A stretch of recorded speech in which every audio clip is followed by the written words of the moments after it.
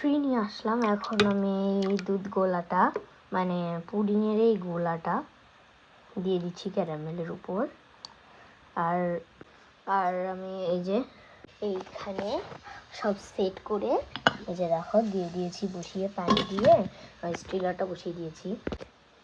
এবার আমি ক্যারামেল দিচ্ছি, সরি দুধ, ক্যারামেলের মধ্যে দুধ দিচ্ছি।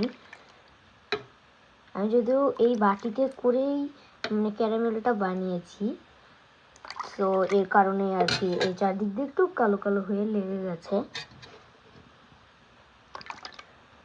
সমস্যা নেই, এগুলো মানে গলে যাবে, ওঠাতে সমস্যা হবে না।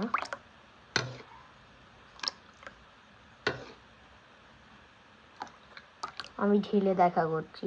আমার এই বাটিটা হয়ে গেছে, আবার আরেকটা বাটি কমপ্লিট করতে হবে।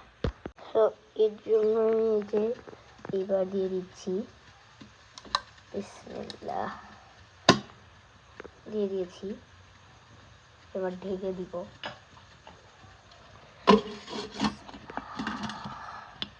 আমি জানি অত বড় মানে ওই বাটিতে সব আটবে না, এর জন্য আমি আরেকটা বাটি নিয়েছিলাম।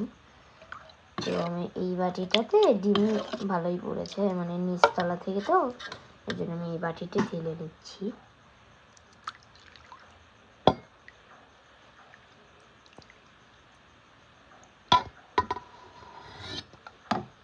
দেখো চামচেও পড়ে আছে এখনো, চামচেরটা দিয়ে দিলাম।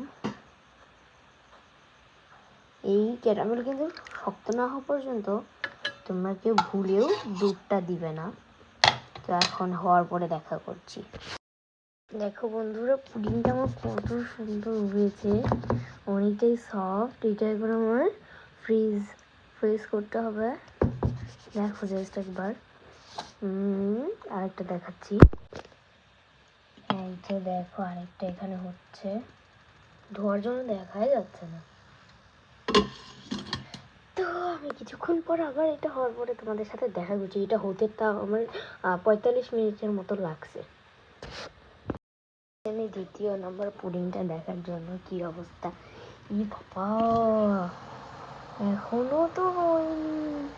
আমার ক্যামেরাটা খোলা হয়ে গেল, দেখো এখনো হয়নি। হওয়ার পরে দেখে করছি হিট এখন মনে হয় কম আসছে, ফ্যান দেওয়া তো ঘরে, ওই জন্য ভোল্টেজ কম আসছে। আমাদের পুডিং রেডি। আর এই পুডিংটার এই অবস্থা, মানে ছোট। বাই।